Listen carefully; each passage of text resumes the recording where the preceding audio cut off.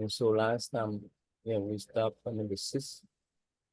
Um, the duration, how the body and mind become formal with the passing of times. This is called the stage of non-duration. Yeah. Uh, so one day, or one time, someone asked Bodhidharma about um, how could you be a Zen master? So he responded that, well, as much as my body and mind are at once. So it is so logical, right? When our mind and the body at once, right? Yeah, right.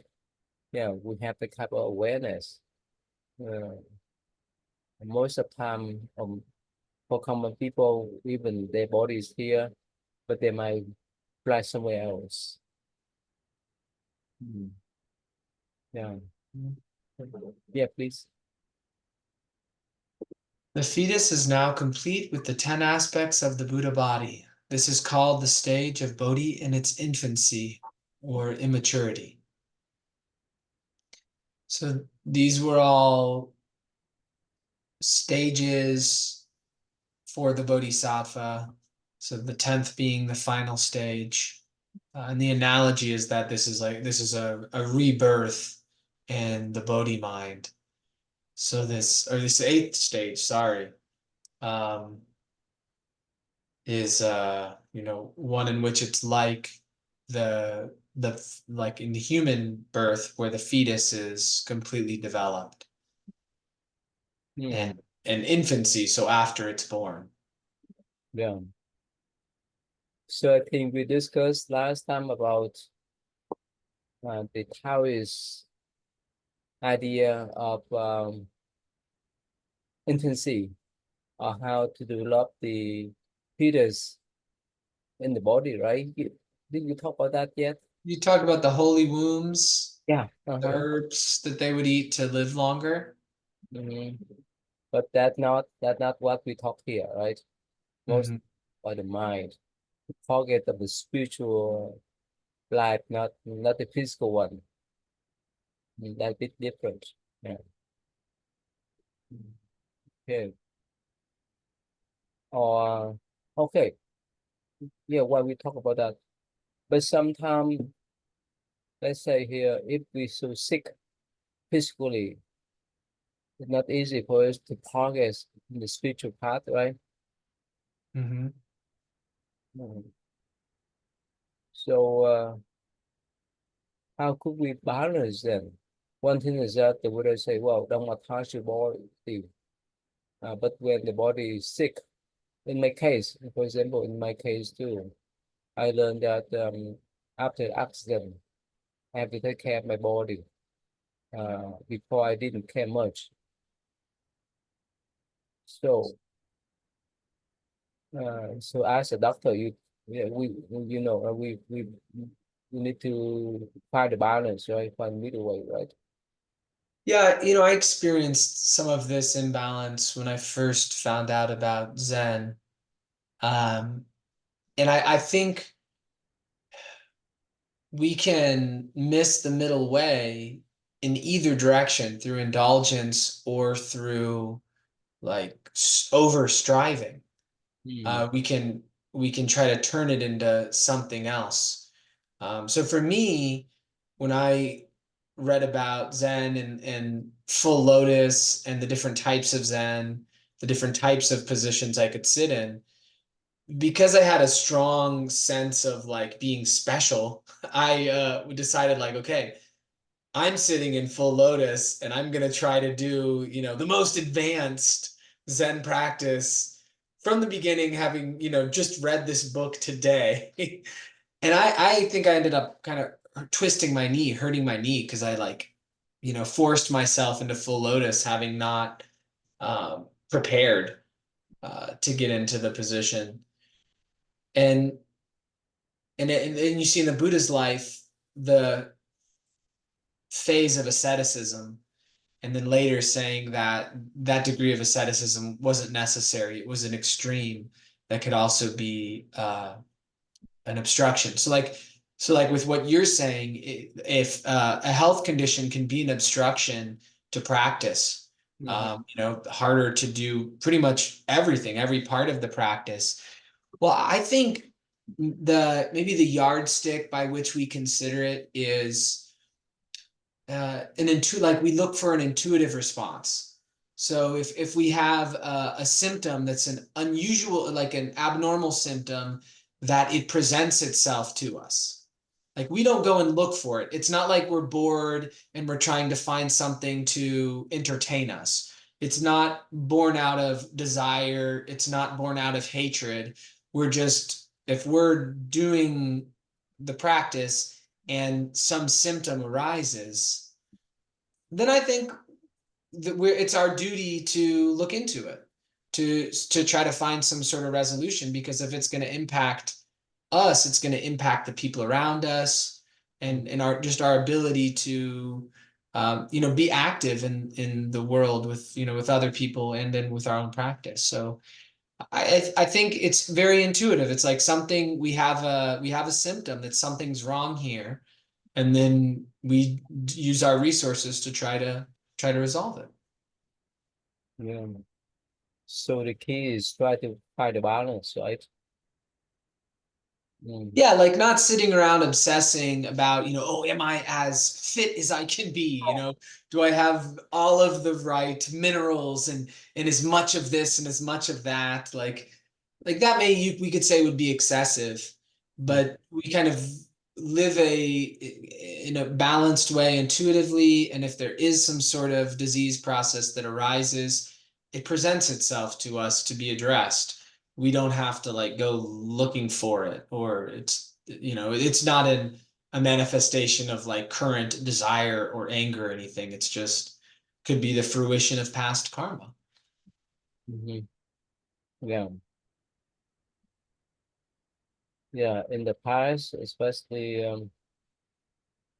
with my tradition, right? My grandmaster, he did the three-step one bows for more than 3 years on the road, regardless of the weathers.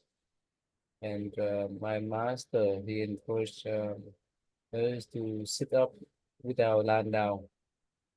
But still, for me, yeah, when I was there, I went with the training, but when I step out uh, and handle my own life spiritually, have to find a balance. Mm. If we go to that extreme, I will be sick and I can handle that much. Yeah, he did seem very intense with the training, and he started when he was so young. Um,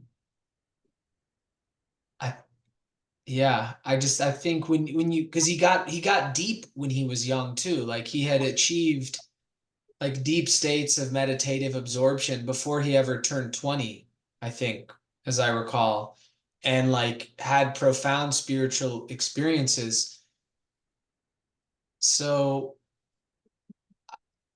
this is something I've contemplated quite a bit because of this issue I've had in my left foot, where I have to be really careful with cross-legged positions, or else there's a structural thing that happens, and it's like I get irritated physically from it, but also emotionally I get irritated. And so it's like if I do a certain physical thing, it kind of locks me into a certain emotional thing. And for a while, I just wanted to demand that I could sit this way and be go, okay, that's what the teaching's like. That's what I'm supposed to do. But the Mhm. reality of it is like if I pay attention and I'm like considering, I'm being mindful of the consequence, it just it leads to a bad result if I ignore the consequence. Like it is a consequence. It happens. So if I do this behavior, I'm going to get this result, and I know it is. So even if I have an idea that this is the right behavior for me to do, well, it can't be right because my experience is telling me that it's not, that it's causing me a problem. Um, so with the yeah, the expectations Master Swanhua had, I have great respect and like in faith in his intention, but I can't help but question like not laying down for 10 years, like or 8 years, that's like, is that helpful really? Because even the Buddha didn't say that. Even like monks were allowed to lay down and sleep. The three steps, one bow, like even the Buddha didn't do that. So I could see someone just having a lot of inner zeal and they have the motivation to do it and it comes from within, like that makes sense. But to, I don't know, I mean, creating a social dynamic where there's like social pressure to do this, even if it causes a problem. I get it. It's like it's a very intense training method. Mhm. It's really intense. And so maybe he understands something on a different level of like, the comfort that someone has is nothing relative to if they can take this really deep commitment, even if later they relax in their life and they're not as intense with this, they maybe it creates such a deep imprint that it's worth it. Even if it causes some problems, it's so worth it for their karmic future and for everything. So Mhm. I don't know. I don't know, but I've definitely thought about it a lot. Yeah. So I remember, I don't know whether I told you yet. I remember that the first meditation section that I ever attend at the City 10,000 Buddha. At the time, I was only a novice. So, okay, you imagine that you've been at the temple, right? At the City 10,000 Buddha. So this is the rectangular side, right? On the right side was the sitting place for the monk. On the left side, on the left side, if we face to the Buddha hall. On the left side was for the monks and for the men. On the right side is for the female, for the nun. But in the front, for the special one. So the first time I attend that, uh, I think 3 weeks, yeah, 3 weeks of meditation, winter retreat. So somehow I didn't know. So I went to the front to sit there, and there's one American monk. He later on disrobed and had the family. So he told me, "Do you know that if you sit here, you need to sit at least 5 hours straight without moving. Can you handle that? Otherwise, you need to go back there." So at that time, I say, "Yeah, okay, I will try. I will try to sit there." Yes, I sat for more than 5 hours, and Mhm. how it's so painful that I thought that I need to call ambulance. When the 5 hours gone, I released my legs out of the crossing position. It's so painful. But of course, after that, I could sit in the full lotus because at that time I'm still young. At that time I was mid-20s. I have a lot of energy. Mm. But of course, you cannot do now. Anyway, so sometimes we have that kind of challenge and we can overcome those type of challenge. We can move on. But another thing I used to tell my Buddhist people that if you think about the pain when you cross your legs, this is the obstruction of the mind. Because the moment that we cross our leg to sit, that moment we concerned by the pain. That concern block our wisdom.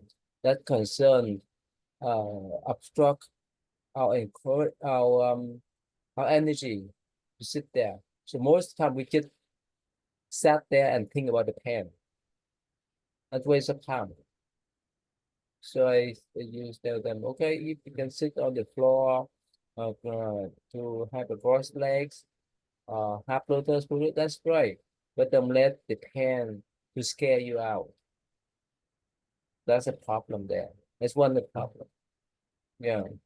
And also anyway, so if we have the right mindset for that type of practice, that's great. Otherwise, if we don't know how to overcome those kind of mm, mindset, then it's become an obstruction for our practice. Yeah. Okay, so let's go back.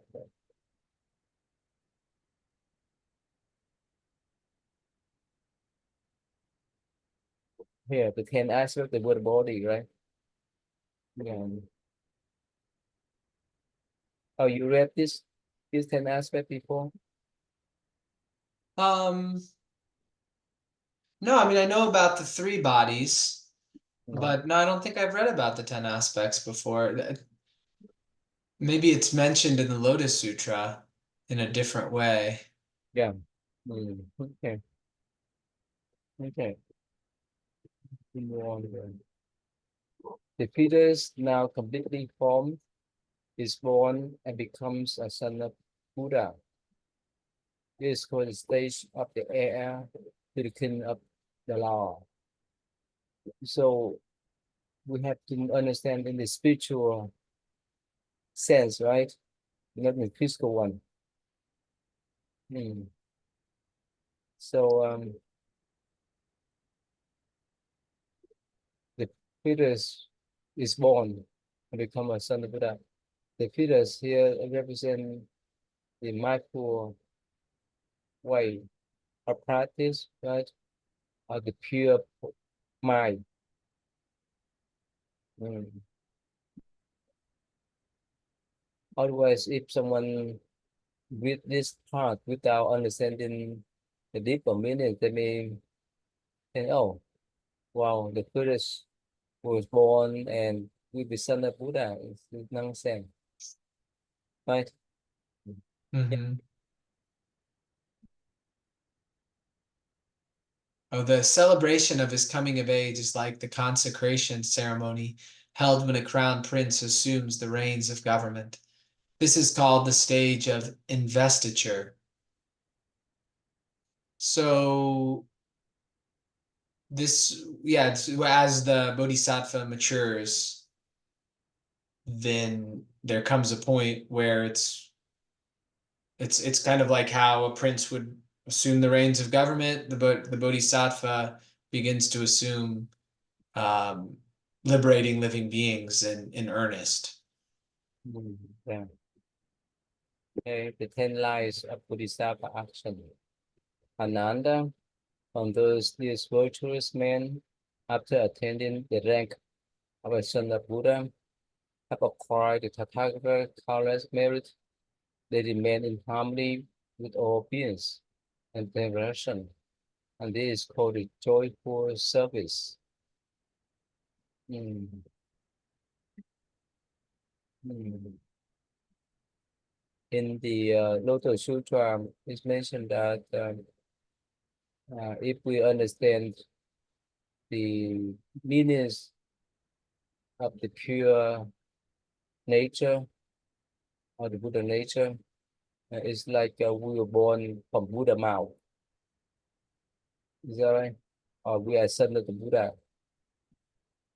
Yeah, in the spiritual sense, not in the physical one.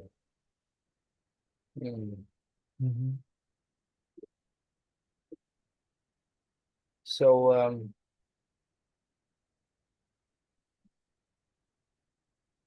at that at this level, right, the rank up a son of Buddha. So how could one acquire the Buddha countless merits? You know? Mm. Mm. I think Well, in the mhm. way, right? As long as we live with a pure mind, whichever thing we do will be pure, and that's the way we can accumulate countless merits. But if as long as we still have the impure mind, Even sometimes we think that it's helpful, that beneficial for us to do for others, but because of pure mind, it become demerit.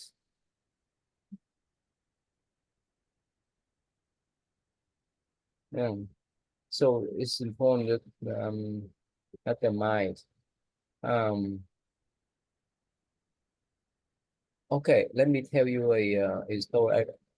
It's happening now in Vietnam and abroad. Let me show you this image here.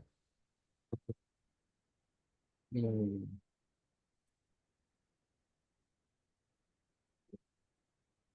okay, let's see here. You know about this man? Probably you may not know, right? No. He be a famous one. The reason why he famous because he walked barefoot everywhere he goes in Vietnam. Mm, Vietnam is the tropical country, right? mm, Especially if you walk barefoot on the freeway, right? On the street, it's burning. Be yeah. hit with that. And he wear um the clothes that he picked from the trash, and he eat one meal a day, and he's sit without lying down or sleeping, sitting, sleeping while sitting like a master encouragement. Okay, so he's so famous that people, thousand people follow him. But somehow some Buddhist people they expect every monks and nun should follow this type of lifestyle, like we just talk about. Mm-hmm. One thing is that one meal a day, of course, it's not much problem. Another thing is that walking barefoot, and on the top that sitting up at night for the whole night, never lying down. That's why many of them admire him, and they expect the Buddhist monks and nuns should follow his footsteps. And up to the extreme that they slander the Buddhist monk and nun because they cannot practice like him. Mm, mm, That's the problem now. It happened since the beginning of this year up to now. It's 7 months already. Yeah. So he was a normal Buddhist monk before at the temple, but later on he changed his robe. Right? So he picked up the clothes from the trash and mend them together to make the robe. And that's why for the common Buddhist people now they saw admire him. And mm, so my opinion, they expect that every monk should do that, should let go of the attachment of the temple, should let go of uh, the city. He used to go to the cemetery to sleep there. Actually, he's sitting up, not lying down, but he walk everywhere. And he's sometimes he stay in the cemetery. That's what the Buddhist people nowadays, Vietnamese Buddhist people nowadays, they expect every monk should follow him. And otherwise they slander the monks. And that's a extreme one that we just discussed recently. mm. Yeah. Yeah, no, the original rule, I think it was a rule, right, for the monks was to make the robes the same way, to go to the charnel grounds, gather the cloths that were from the dead bodies, and then they would get saffron, is my understanding. They'd boil saffron in water and then boil the clothes in that to dye them the saffron color. Mhm. Um, so that to me seems like it'd be kind of fun. Like if you were going to become a monk, like that seems like when like as you're getting ready for your ceremony that you go around collect some fat. Like that seems like that would be fun. That and you're a monk. It's kind of at that point like Mhm. no one should care if your robe is really Yes. nice or if your robe is patchwork. Um, but if I guess if everybody's not doing it, then one person doing it becomes a thing. But Mhm. then yeah, the other expectations too. I guess it's a double-edged sword. When someone does something very impressive, then it can create judgments of people who can't or who aren't don't do as impressive things. So it's an interesting area to contemplate that, when, if I were to take on some impressive feat, what's the unintended consequence that it could have on other people? Mhm. And is it really like, I mean, part of not living in a city, being retired out as a hermit is then you avoid exactly that. No one is comparing you to other people. You're not around, and Mhm. you're also not meant to discuss, like to talk about your achievements. So I guess maybe someone like saw him that he never lays down because he a monk shouldn't go around like telling followers like, hey, I don't lay down. There's other monks. They lay down. I don't lay down. Like that doesn't seem right. Like that seems like a means to impress somebody, um, which could have a function. Impressing someone could have a function if it's the right intention to help someone and that person needs to be impressed. Um, but then there's this potentially negative outcome of people judging based on it, other monks. Yeah, It's a tricky one. that's that's one of the biggest um, crisis among the Vietnamese Buddhist communities, especially in Vietnam. And there's many uh, great supporters. I mean, that lay supporters of many big temple. Uh, they they don't support the temple anymore because they expect the Buddhist monk should do that, should follow that footstep, should follow that model.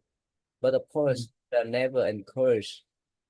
The Buddha just encourage people to do, but there's no rules about uh, sleeping up at night and sitting up at night without lying down or walking barefoot. Of course, in the past, yeah, during the Buddha times, walking barefoot is different from nowadays, right? In Mm. past, there's no cement, right? Yeah. A road, right? So you walk naturally, and there's some story that well, after walking around, the Buddha used to wash his feet. In the past, people would not use the um, the shoe, sandal, and so forth. So, so that's normal in the past, but nowadays different.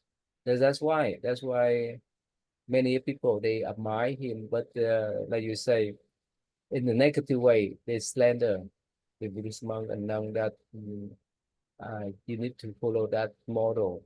You need to sit at night without lying down. You need to walk without wearing any shoe. Mm. It'd be nice if he spoke out about it and said, "Hey, this is what the Buddha taught, and then these things that I'm doing, these are like my own things that if he just did something to help calm people down about that if they've gotten worked up." Yes, but some people they can manipulate the situation and they worship him as the holy monk. So Mm, the crisis there, and some of them they go to the extreme that they say, hey, don't go to temple anymore, because if you go to temple, you need to support them financially. And so if the Buddhist monks don't follow that type model, there's no need to support financially them. That's the crisis. But anyway, so it's just happen nowadays in Vietnam. mm. So anyway, it's one of the extreme things that happen, and yeah, that caused a lot of division. It's caused a lot of crisis mm, among the Buddhist communities in Vietnam. Okay, so let's go back then. Mhm. Yeah. So, oh, one more thing I want to say that again. So Buddha always reminds us that we need to focus on the mind, right? Spiritually, not much in the body. So, but for many lay people, they would not understand that. So they get admire those couple of ascetic practice as the way they can see, right? The way they can absorb, but they don't understand that everything should come from the state of mind. Like just mentioned recently that the moment that uh, we put our legs, whether in half lotus or full lotus, if we have that type of thought, we concern about the pain of the legs. It obstructs our mind. There's no way for us to concentrate much easy. Yeah. So again, it's late to hear that if we have the pure mind, uh, then we can accumulate countless merit. If we don't have the pure mind, our mind is still impure. No matter what kind of practice physically we do, it will not bring much benefit. Mm. Yeah, I remember that this one story. I saw one sutra. I don't know whether you know about that sutra or not. So there's one monk. He um he took off to go to the forest to practice, and people praised for him that he kept stay in that type of seclusion to do the practice. So one day the Buddha called him back and asked him about his practice, and he said, yes, I stay in this secluded place like the forest so that I can do the practice. Buddha say, okay, that's good. But remember, when you stay in the seclusion, it's not enough. You need to purify your mind. You need to let go of your thought, um, the thought of anxiety, whichever. Uh, if you can do that, you qualify uh, to be a cultivators who live and practice in seclusion. If you stay there in seclusion without control your mind or transform your mind, it wastes of time. That's a big difference. Mm. You heard about that sutra before? The idea is familiar, but what's the name of the sutra, you say? Um, yeah, let me type in Vietnamese for you. Oh, okay. So the sutra is talk about a person who know how to live in seclusion. Yeah, let me type in Vietnamese.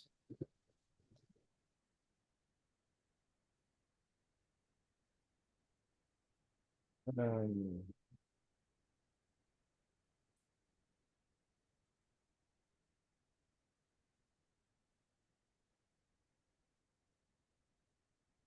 okay, let's see here.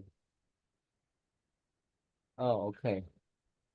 This is a sutra here.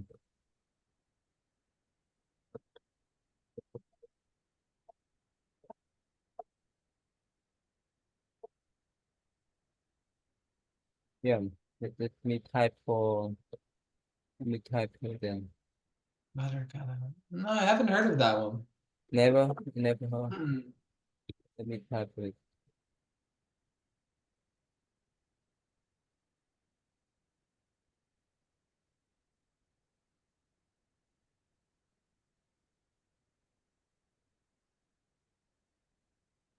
Oh,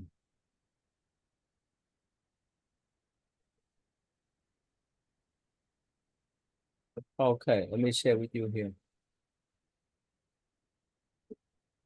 The Bhadekaratta Sutra. Oh, here.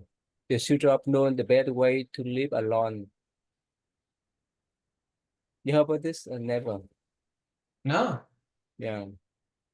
Yeah. So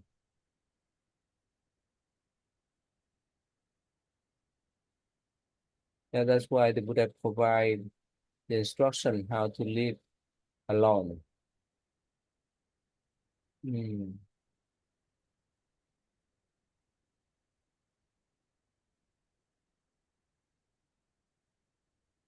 Anyway, this is the other version too.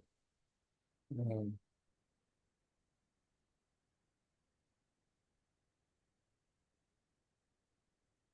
yeah, it's another version is similar to that.